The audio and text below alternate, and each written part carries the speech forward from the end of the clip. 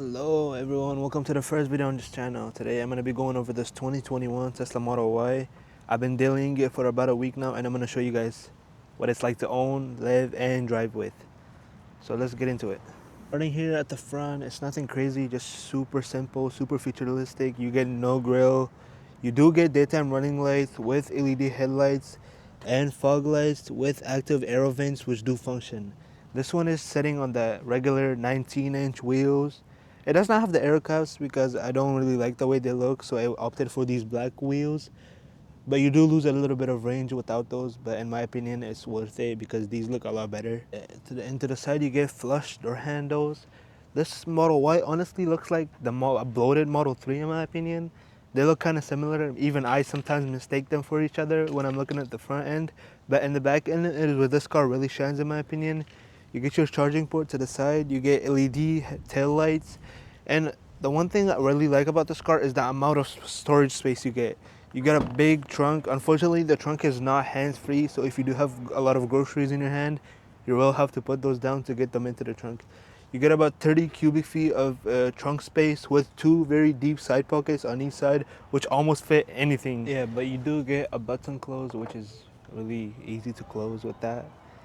The one thing everybody complains about these Teslas is the amount of body panel gaps, but I don't really have that problem with this car because I think I don't know what they did in the year 2021.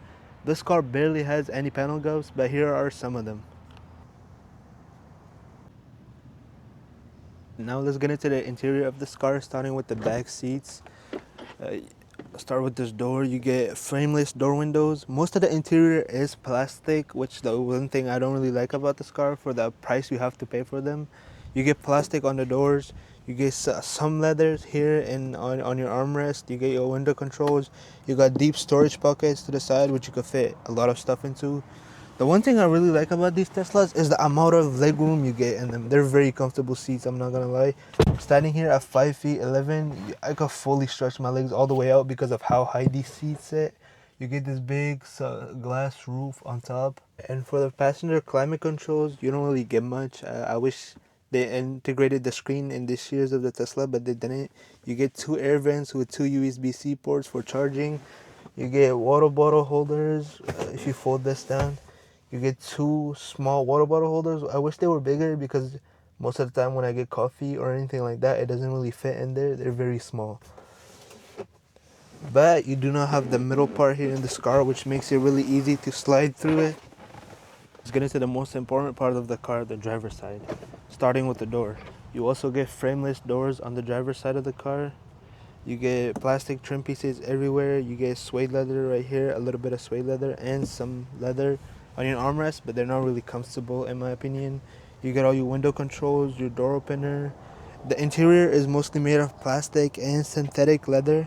The seats are heated but not ventilated, which is the one thing I really don't like about this car, is the fact that the seats are not ventilated, especially in the summer here in California. But you do get power adjusting seats. Alright, now on to the interior. Yeah, I mean, there's literally nothing in here except this big screen that literally controls everything. It's a 15-inch touchscreen. Unfortunately, it does not have Android Auto or Apple CarPlay, but it doesn't really need it because the Tesla infotainment system is way better than both of those combined, in my opinion. On the steering wheel, you get these two switches. One of them controls your steering wheel adjustment and your side mirrors. The other one controls your volume and your max speed. To the side, you get your windshield wipers, your indicators.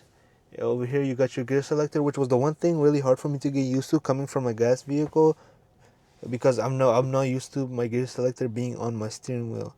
To get two wireless charging pads, but they're really slow in my opinion and don't really charge the phone. Sometimes the phone flies out of there once you hit the gas really hard, but they do work in case you do need them. And if you're wondering what the keys to the Tesla looks like, it's not really a key, it's a key card. To get started, we're gonna place it right here under the armrest, and that starts the car. There's no startup noise, nothing. The car's already started and ready to go. Now let's get in. Now enough of me talking. Let's get into the drive and see how this thing performs in the real world. Alright, starting off with the drive. The way you put this car into drive is you push the pedal down and you hit drive.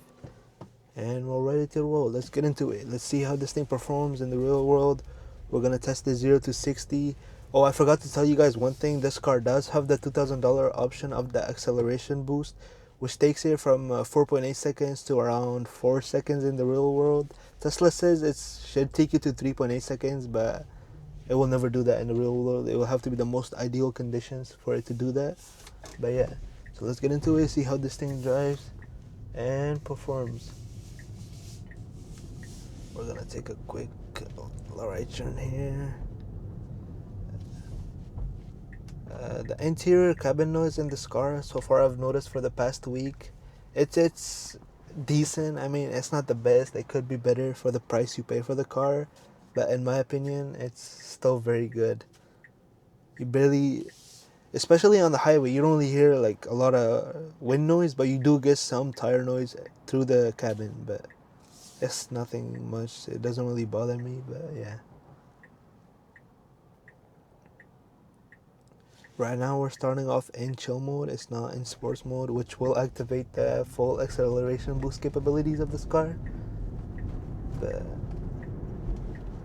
let's give it a quick some gas.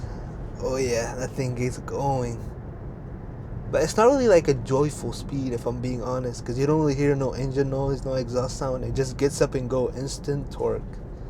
That's the one thing that really like bothers me a little bit about electric cars. But if you were into that, if you're just into pure speed, this is the one thing you should get into. Alright, let's see. We're gonna test the 0 to 60 real quick. The way you put this into sport mode is by hitting this. You go to dynamics and then sport. Now let's test the 0 to 60 in real world. See.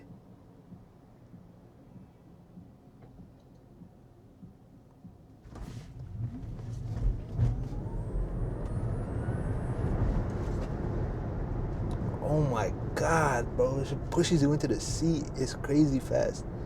We didn't really get up to 60 because the car came in front of me, but yeah. We're gonna try again soon. Let's go back into chill mode. And that wasn't even on full power. I only have 41% charge left. Let's do a quick little U-turn test. See how it does on a U-turn. We are gonna test the full self-driving capabilities later on, but for now, we're gonna do a little quick U-turn test. See how the turning radius is in these cars.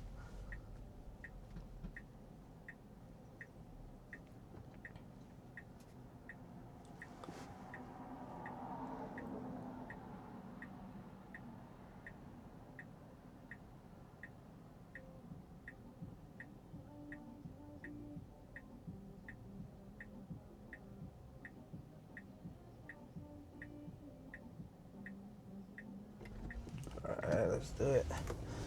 Wheel is fully turned. Wow, that is absolutely amazing. I'm not gonna lie. The turning radius is perfect in this car. What I've noticed so far of me driving it for the past week or so. The turning radius is the one thing that keeps this car like perfect in my opinion. I'm gonna go down this industrial road.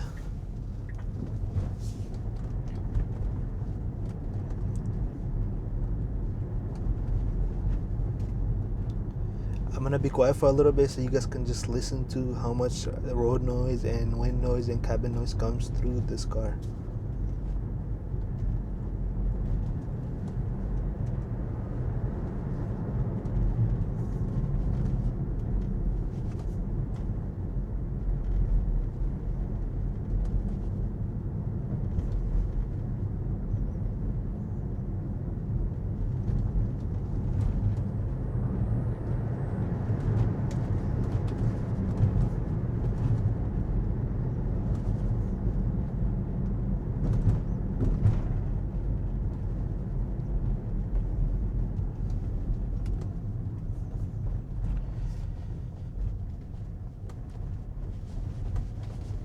It's the back seats are starting to get a little squishy because the car is aging. That's the one thing about Teslas. Once they start to age, you will hear a lot of creaking and loud noises. I don't know why, but I feel like they did one of the worst jobs with the interiors of these cars because of how squeaky they become once you get to drive them for a little bit.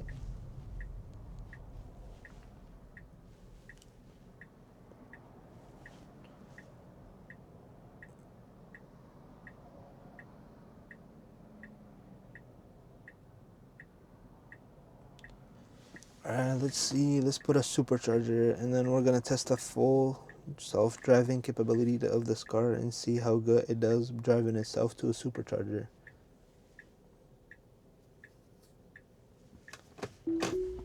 The way you engage that is by pulling down on the gear shifter to see how it drives.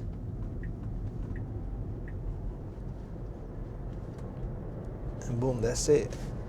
They did a new update where you don't have to touch the steering wheel anymore. It just drives by itself for a long time before it even tells you to touch the steering wheel, as long as you're looking at the road or not distracted on your phone, because it will pick it up on this camera up here. And if you try to block that camera, the full self-driving won't even engage.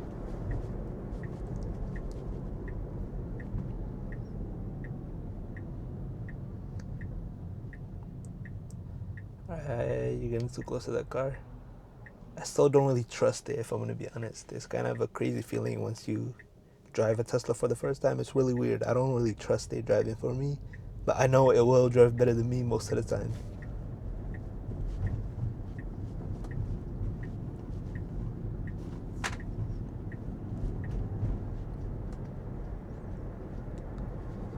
Yeah, as you can see that there's not much wind noise coming through the cabin, but you do hear a little bit of tire noise here and there going over jumps and bumps and stuff like that. Other than that, it's extremely silent in the cabin.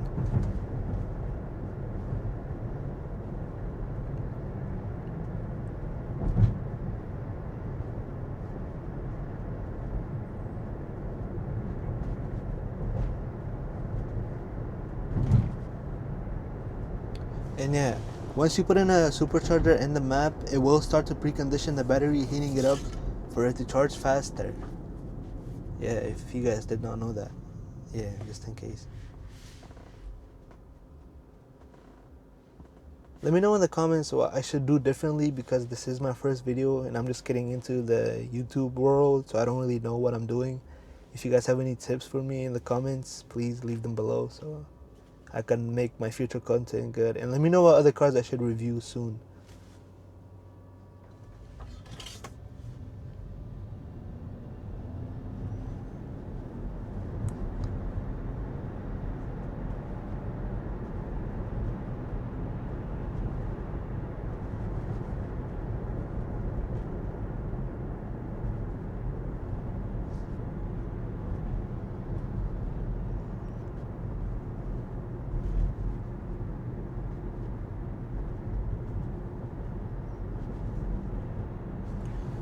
Alright, I don't really want to go to the supercharger right now, so I'm going to end this trip and then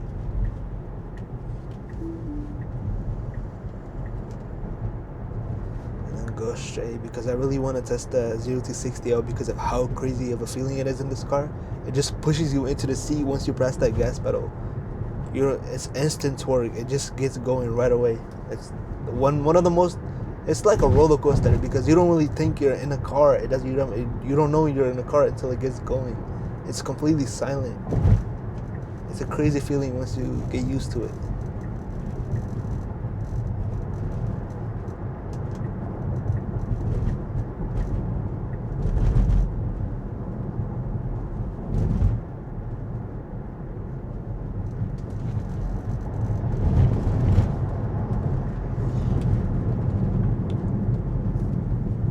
That speed, it just gets going right away. The instant torque is insane in these cars though.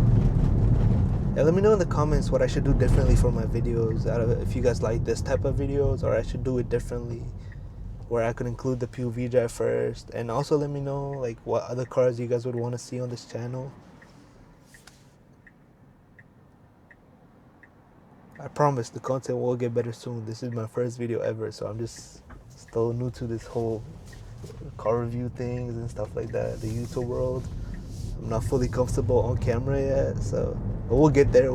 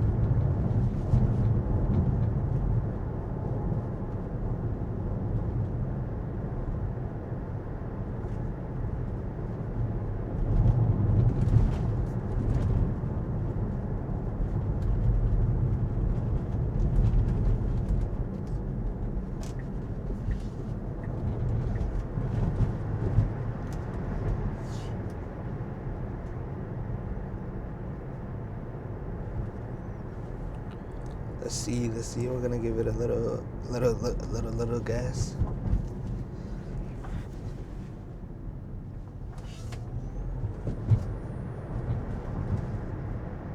Oh my god, that torque is insane in this car. Your heart drops. It's basically like a roller coaster feeling. You know how the roller coaster goes up and it drops you right away? That's literally what this feels like.